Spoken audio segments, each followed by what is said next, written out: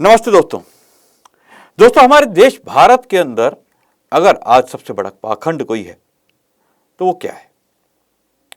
आप हैरान होंगे कि वो एक ऐसा पाखंड है जिसके बारे में कोई जानता नहीं, कोई ऐतिहासिक तथ्य नहीं, लेकिन फिर भी उसको लोगों ने ईश्वर के समकक्ष बिठा दिया। एक ऐसा व्यक्ति जिसके बारे में कोई ऐतिहासिक तथ्य नहीं है, कुछ नहीं है, लेकिन उसको लोग भगवान मानकर पूजने लगे। जी हाँ, मैं बात कर रहा हूं चांद मियां उर्फ साईं बाबा की। साईं बाबा हमारे देश में एक ऐसा करैक्टर है जिसके बारे में ऐतिहासिक रूप से कोई तथ्य नहीं। एक पुस्तक लिख दी गई, उस पुस्तक के अंदर उसके महिमा मंडन कर दिया गया और वो भगवान बन गए। या बॉलीवुड के अंदर बहुत सारी फिल्में, सीरियल और नाटक बना दिए गए जिसमें चमत्कार दिखा दिए गए और वो भगवान बन गया। जी हाँ, आज उत्तर भारत के तो लगभग 80% मंदिरों में आपको ये कथित भगवान मिल जाएंगे। इनकी मूर्ति मिल जाएगी और विडंबना है कि ये मूर्ति हमारे आराध्य अन्य महापुरुषों की मूर्तियों से बड़ी होती है। लोग प्रत्येक वीरवार वहाँ जाते हैं और वहाँ पर इस चांद मियां उर्फ साईं बाबा के सामने नतमस्तक होते हैं। मुद्दा जरूरी में आप सभी का स्वागत है। आज हमारे साथ मौजूद हैं विकास आर्य जी और साथ में मौजूद हैं समाजसेवी आर्यवीर अरविंद जी। आप दोनों का बहुत बहुत स्वागत है हमारे इस कार्यक्रम में। सबसे पहले अरविंद जी, आपसे। अरविंद जी, ये जो चांद मियां की हम बात कर रहे हैं, साईं बाबा की, आखिर ये जो पाखंडी है, ये पाखंड का खेल एक शिरडी में शुरू हुआ, वहाँ पर आज भी करोड़ों रुपए का चंदा चढ़ावा चढ़ता है। ठीक है, वहाँ पर उसका पूरा का पूरा एक तरह से नाटक चल रहा है और लोग जा रहे हैं। लेकिन हमारे आसपास जो मंदिर हैं, भारत के अंदर विभिन्न मंदिरों में हम देखते हैं कि इसकी मूर्ति लगी है, फ़ोटो लगी है, उसको कहा जाता है कि आप इसको पूजिए, इसकी फ़ोटो आपने घर में रखिए। तो इस तरह की चीज़ें की जाती हैं। उसका क्या लाभ, आपको क्या लगता है, क्या कारण है? क्योंकि शिरडी ट्रस्ट, ठीक है, वहाँ पर उनको पैसा आ रहा है, लेकिन यहाँ से पैसा तो आम उस मंदिर को ही तो जा रहा है। क्या कारण है कि ये इतना फैल गया एकदम? प्रथम तो मैं आपको बहुत बहुत धन्यवाद करना चाहूंगा कि आपने इस विषय को उठाया और निरंतर आप इसके ऊपर वार्ता कर रहे हैं। इन विषयों के ऊपर आज की प्रिंट मीडिया या फिर इलेक्ट्रिक मीडिया बोलना भी नहीं चाहती, विचार करना तो बहुत बड़ी बात है। आप इसके ऊपर निरंतर आज समाज को जागरूक कर रहे हैं, इसके लिए आपका बहुत बहुत धन्यवाद। और जैसे कि आपने बताया कि जो साईं ट्रस्ट है शिरडी में, तो उसके माध्यम से जो वहां पे लोग जाते हैं, वहां तो जो धन है, अर्थ का लाभ उन लोगों को मिल पाता है। लेकिन जो अन्य मंदिर हैं, बड़े बड़े मंदिर हैं जहां पर इसकी मूर्तियां, फोटो लगा दी गई हैं, तो वहां का तो उसको अर्थ लाभ नहीं होता।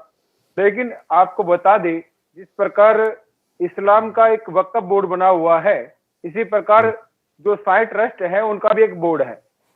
वो किसी भी मंदिर में कहीं भी जो मूर्ति लगेगी, पहले जो प्रलोभन देते हैं, लगाने का कारण बताता हूँ।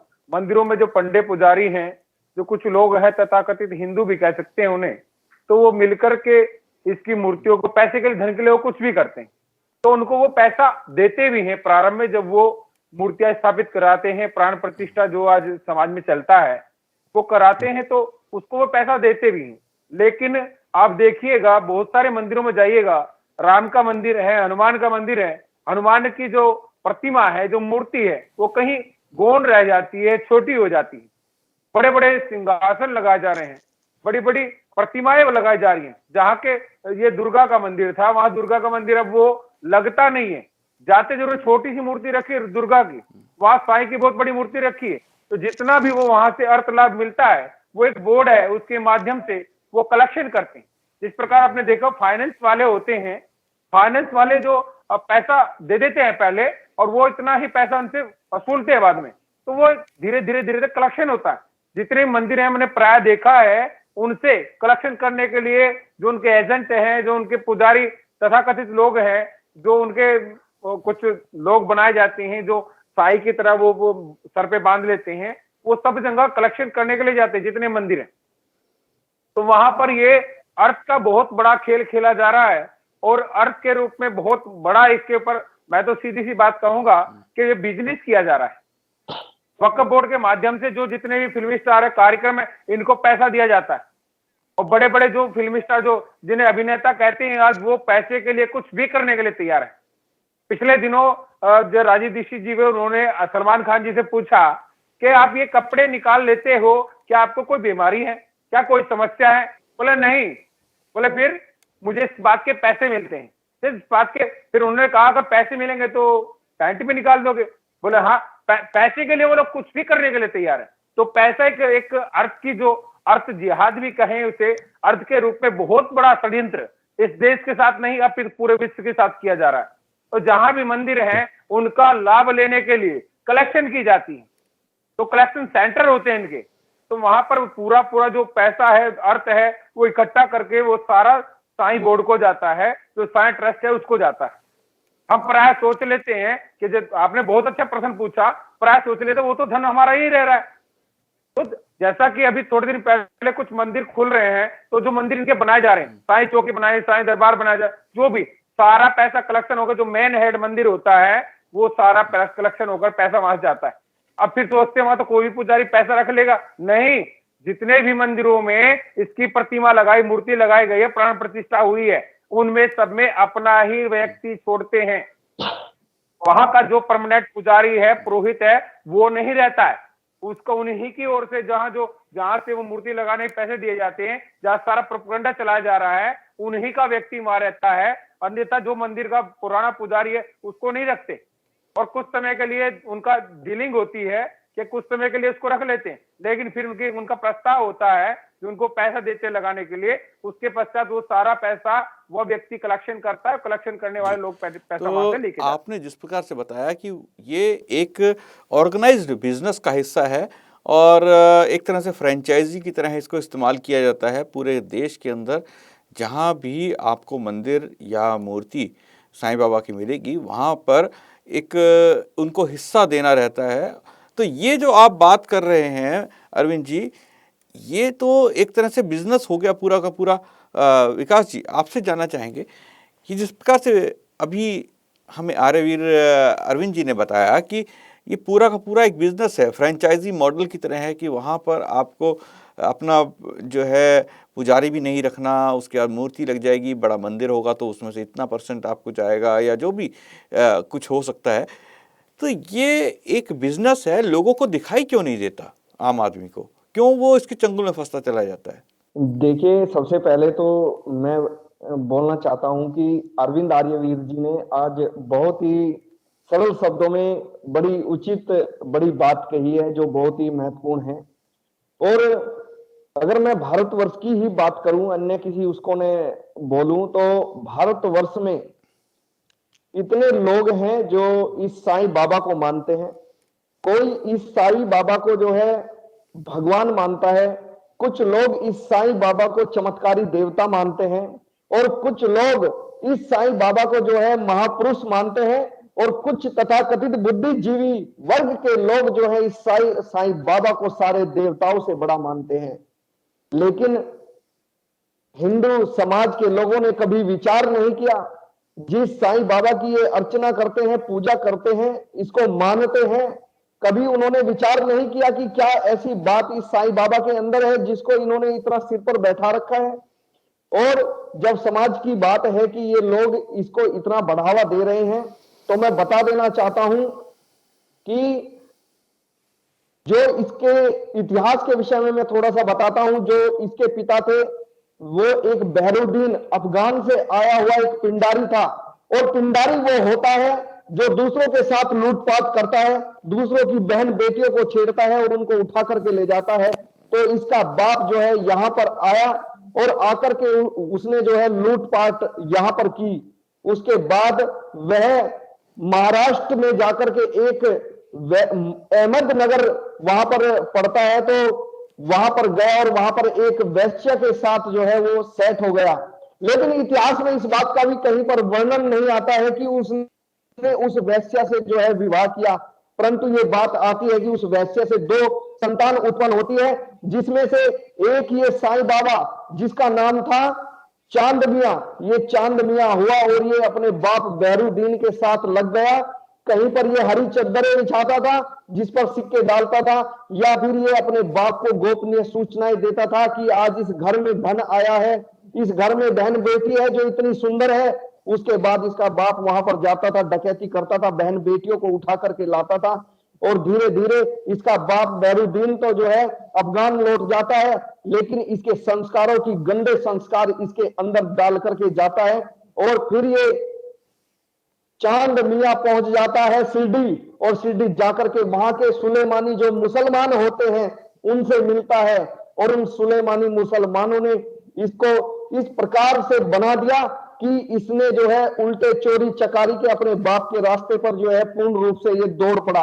वहां पर जो है उन्होंने इतना बढ़ावा दिया कि लोग आज इसको जो है साईं बाबा के नाम से जानते हैं।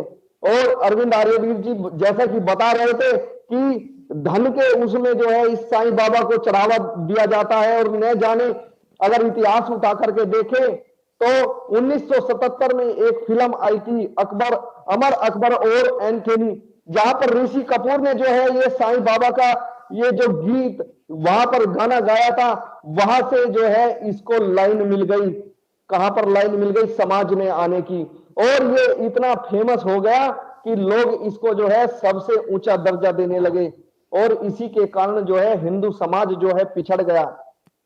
मैं एक बात और बता देना चाहता हूं, बात है उस समय की जब औरंगजेब के साम्राज्य के बाद राजपूत और मराठा लोगों ने जो है हिंदू समाज का जो है विस्तार किया, और वो विस्तार इतनी ऊंचाई पर पहुंच रहा था कि इन मुसलमानों को लगा कि ये हिंदू समाज जो है सबसे आगे निकल जाएगा। तब इन्होंने इसको तोड़ने के लिए एक जाल बिछाया, और उस जाल को बिछाने के लिए इस चांद मियां को आगे रखा, जो आज साईं बाबा के नाम से जाना जाता है। तो ये पूरा का पूरा खिलवाड़ किया जा रहा है हिंदू जाति से, परंतु हिंदू समाज के लोग जो है उसको समझ नहीं रहे हैं। और मैं बोल देना चाहता हूं कि आज के समय में शिरडी पर जाने वाले 95% जो है हिंदू है, और 5% मुश्किल से जो है मुसलमान होंगे, अगर हुए भी तो, नहीं तो 95% और उससे ज्यादा भी जो है हिंदू आज जा रहे हैं। और आज घर घर में जो है इस साईं बाबा की मूर्ति जो है सबसे सामने रखी जा रही है। तो वो दिन दूर नहीं है जब हिंदू समाज स्वयं को जो है गर्त के अंधकार में धकेल रहा है। तो अभी भी समय है कि जागना चाहिए, और इस पिंडारी चांद मियां उर्फ साईं बाबा से अपना पीछा छुड़ाना चाहिए। इसको नहीं मानना चाहिए। अगर मानना है तो श्री राम और श्री कृष्ण जो ऐसे दिव्य 2 अनमोल रतन इस भारत में हुए हैं, हिंदुओं के 2 अनमोल रतन, उनको मानना चाहिए। परंतु आज हिंदू समाज की एक विडंबना है कि इन्होंने श्री राम और श्री कृष्ण की जय घोष के नारे तो लगाए, श्री राम और श्री कृष्ण की प्रतिमाएं तो इन्होंने बनाई, श्री राम और श्री कृष्ण की पूजा और अर्चना तो इन्होंने की, लेकिन जो उनकी दी हुई शिक्षाएं थी उनको इन्होंने स्वीकार नहीं किया, उनको ये अपने आचरण में लेकर के नहीं आए। और जब ये अपने आचरण में लेकर के नहीं आए, तब वहां पर ये चांद मियां उर्फ साईं बाबा जैसे मुल्ले मौलवी जो है, जो डोरा धागा चमत्कारी बाबा होते हैं, वो हिंदुओं के घरों में जो है प्रवेश कर जाते हैं, और उनके देवी देवता कहीं पर जो है खो जाते हैं। आज इतना ऊंचा दर्जा इसको दिया जा रहा है कि जो हमारे बजरंगबली वीर हनुमान जो इतने बुद्धिशाली थे, उनकी जो प्रतिमाएं थी, तस्वीरें थी, वे भी आज इस साईं बाबा के पीछे हो गई है। जो इतने बुद्धिमान हमारे ऋषि देवता गण हुए हैं, जो देवताएं माता पिता को ना मान करके आज जो है इसको पूजा अर्चना की जाती है। आज इस साईं बाबा को घरों में भोग लगाया जाता है, और आज इसको भगवान माना जाता है। हिंदुओं का कोई भी त्योहार हो उसमें इसकी प्रतिमाओं को आगे रखा जाता है। पूजा अर्चना की जाती है, तो हिंदू समाज जो है स्वयं को धोखा दे रहा है। और मैं बोल देना चाहता हूं आर्य संदेश टीवी चैनल के माध्यम से कि आगे आने वाले समय में हिंदू दो भागों में बट जाएगा, और एक हिंदू वो होगा जो केवल साईं बाबा को मानने वाला होगा, जो कब्रों को मानने वाला होगा, जो कब्रों पर मत्था टेकने वाला होगा, और एक हिंदू वो होगा जो केवल सनातन धर्म को मानने वाला होगा। और इन दोनों के झगड़ों में, दोनों हिंदुओं के बटी हुई टोलियों के झगड़ों में कोई तीसरा प्रवेश कर जाएगा और हिंदू को जो है तहस नहस कर देगा। तो आज भी समय है, हमें जागना चाहिए। ऐसे धूर्त चमत्कारी बाबाओं को हमें अपने जीवन से निकाल देना चाहिए, क्योंकि इसकी कब्रों पर मत्था टेकने जाते हैं, क्या वहां पर जाने से इन हिंदुओं को कोई लाभ होता है? कोई लाभ नहीं होता है। क्या इनको जाने से क्या ये करोड़पति हो जाते हैं? अगर शिरडी साईं बाबा में इतनी चमत्कारी शक्तियां हैं, तो फिर भारतवर्ष में अस्पताल हॉस्पिटल बनवाने की क्या आवश्यकता है? क्या नए नए विद्यालयों का निर्माण करवाने की आवश्यकता है? वहां पर मत्था टेको, बच्चों को पढ़ाने की आवश्यकता नहीं है, करोड़पति हो जाएंगे, उनको जीवन में कोई किसी प्रकार का अभाव नहीं होगा, सुख समृद्धि आएगी। तो फिर इन चीजों की क्या आवश्यकता है? तो टोटल मैं कहने चाहता हूं कि ये पूरा अंधविश्वास है, ये पूरी साजिश रची जा रही है हिंदू के साम्राज्य को नष्ट करने की। तो जो हिंदू बचे हुए हैं उनको टुकड़ों के तहत एक बुद्धिजीवी वर्ग लगा हुआ है, इसको तोड़ने के लिए। तो हमें संभलना चाहिए, अभी भी समय है, और ऐसी मूर्खतापूर्ण बातों को छोड़ करके केवल अपने आराध्यों को, अपने देवताओं को, अपने जो इष्ट इनके ऋषि मुनि है, हमें विकास जी आपने सही कहा कि इन्हें पथ पर हमें आगे छोड़ना चाहिए। ठीक है विकास जी, बिल्कुल आपने सही कहा। इस तरह की जो अंधविश्वास है, पाखंड है, इससे बचना चाहिए। अरविंद जी, आपसे जानना चाहेंगे कि लोग इस अंधविश्वास में फंस जाते हैं, इसके पीछे क्या कारण रहते हैं? क्यों ऐसे एक अंधविश्वास को लोग भगवान मानने लगते हैं? क्या आपको लगता है कि वास्तव में ईश्वर या भगवान इस प्रकार से चमत्कार या इस तरह की चीज़ें करके जो है अपने को मंदिर बनवाना चाहता है, या इस तरह की चीज़ें करवाना चाहता है जो साईं बाबा के साथ किया जा रहा है? एक आम व्यक्ति को जो है वो भगवान का दर्जा दे दिया गया और लाखों करोड़ों रुपए का चढ़ावा वहाँ पर चढ़ाया जाता है। ये सर्वप्रथम तो बात ये है, ईश्वर को मकान की, मंदिर की, इन सब चीजों की आवश्यकता नहीं है, क्योंकि ईश्वर किसी प्रतिमा विशेष में नहीं है। लोग कहते क्या प्रतिमा में भगवान नहीं है? तो उनको मैं कहना चाहूंगा, प्रतिमा में भगवान है, लेकिन प्रतिमा भगवान नहीं। इस प्रकार कहा जाता है राम जी भगवान थे, लेकिन उनकी प्रतिमा भगवान नहीं है। समस्या क्या है कि जो है, देखिए एक चीज देखिए, अभी विकास जी बता रहे थे, बहुत अच्छा लगा मुझे, उन्होंने बताया हमने राम को माना, वो यही कहना चाह रहे थे, राम की नहीं माने। हम कृष्ण को मानते हैं, कृष्ण को नहीं मानते। कृष्ण को हमने माना, लेकिन कृष्ण की नहीं मानते। हम अपने माता पिता को मानते हैं, लेकिन माता पिता की नहीं मानते। अब पूजा अर्चना की बात आती है। यदि मैं बताऊं यथार्थ रूप में इस देश को पूजा अर्चना का, आराधना का अर्थ बताया जाता, पूजा क्या है? पूजा का अर्थ होता है यथा योग्य व्यवहार। यदि यदा योग्य व्यवहार होता, और ये जो घंटी माला और ये सब जो होते हैं संग घड़ियाल ना बजा करके, हम अगर सच्चा स्वरूप जो वेदों में वर्णित है, जो हमारे 6 दर्शनों में वर्णित है, जो हमारे 11 उपनिषदों में वर्णित है, उसको ना बता करके गलत रूप से पूजा का अर्थ बताया गया, पूजा का जो यथार्थ स्वरूप था वो समझाया नहीं गया, तो समाज में अपने महापुरुषों को, अपने अपने पूर्वजों को हम प्रस्तुतिकरण नहीं कर पाए। और आपने कहा कि किस कारण से इस प्रकार ये हो जाता है।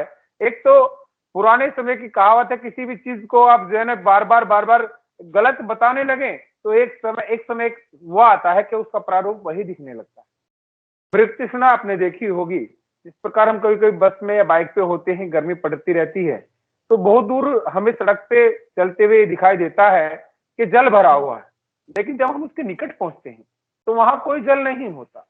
इसी प्रकार रेगिस्तान में भी इसी प्रकार का होता है। इसी प्रकार इस बहुसंख्यक समाज या हिंदू समाज या सनातनियों को कहें तो उसी प्रकार का छल इनके साथ किया जा रहा है। दूर दिखाई तो दे रहा है, लेकिन वो है नहीं। बहुत सारा प्रस्तुतिकरण अच्छा उसको किया जा रहा है, ऐसा प्रस्तुतिकरण किया जा रहा है कि बस यही है और कुछ नहीं है। ओम साई राम, ओम परमपिता परमेश्वर का मुख्य निज नाम है, वो लोगों को नहीं बताया गया।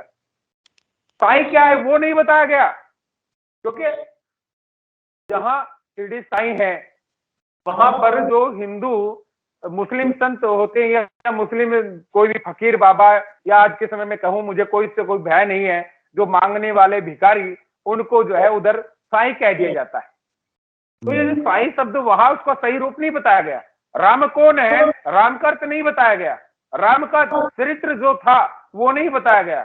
चलचित्रों के माध्यम से, टीवी के माध्यम से उनमें भी कमियां दिखा दी गई। उनका चरित्र इतना ऊंचा, जो मर्यादा पुरुषोत्तम, मर्यादा पुरुषोत्तम, जो पुरुषों की मर्यादा है उसमें भी उत्तम है, सर्वश्रेष्ठ है, वो राम नहीं बताया गया। ओम परमपिता परमेश्वर का मुख्य निज नाम है, एक अनादि शक्ति, उसके बारे में नहीं बताया गया। यदि बताया गया होता तो साईं जैसे लोग आना तो बहुत दूर की बात थी। कोई नाम भी मन में गलती से भी सोचता तो बहुत बड़ी बात होती।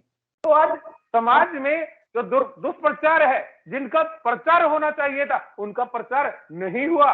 उस सनातन शक्ति का और उस सनातन विद्या का प्रचार नहीं हुआ। क्योंकि क्या हुआ, अब एक 3 शब्द हैं, हम कहते धर्म क्या है, किसी से कोई मुस्लिम धर्म बताता है, कोई कुछ बताता है, कोई कुछ बताता है, तो उसमें हम एक चीज देखते हैं, धर्म क्या है। धर्म का सीधा सीधा अर्थ है, धर्म का अर्थ है कर्तव्य।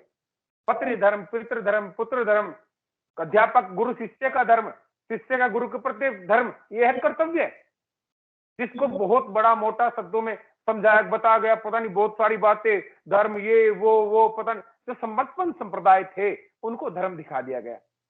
धर्म है क्या, कुछ लोग कहते सनातन धर्म है, कुछ कहते हैं हिंदू धर्म है। धर्म है सत्य सनातन वैदिक धर्म।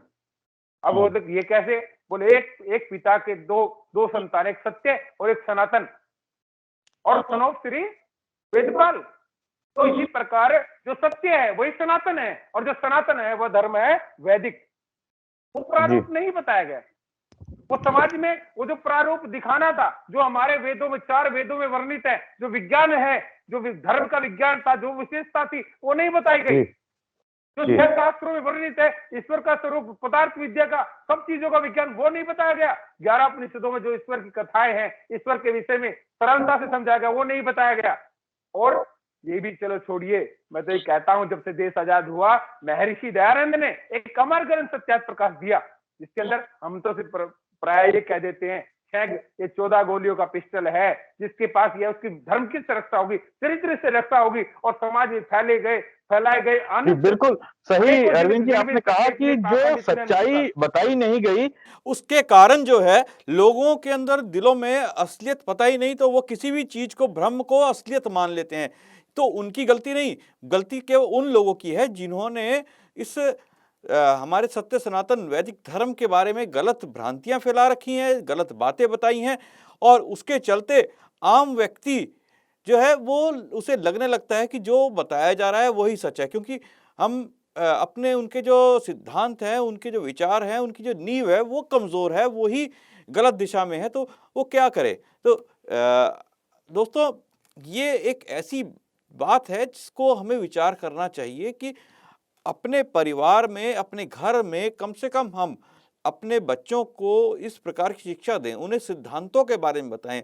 हमारे समाज के अंदर बहुत सारे ऐसी भ्रांतियां हैं, अंधविश्वास हैं, उनके बारे में बताएं कि क्या गलत है, क्या सही है। इस कार्यक्रम का मुख्य उद्देश्य भी यही है कि आप लोग इस मुद्दे पर जरूर विचार करें, क्योंकि आज हम देखते हैं कि गली गली, मोहल्ले मोहल्ले में साईं बाबा के नाम कर मूर्तियां लग चुकी हैं, मंदिर खुल चुके हैं, दुकानें खुल रही हैं, एक तरह से जहां पर लाखों की भीड़ हर थर्सडे यानी गुरुवार को पहुंचती है और वहां पे चढ़ावा चढ़ाती है।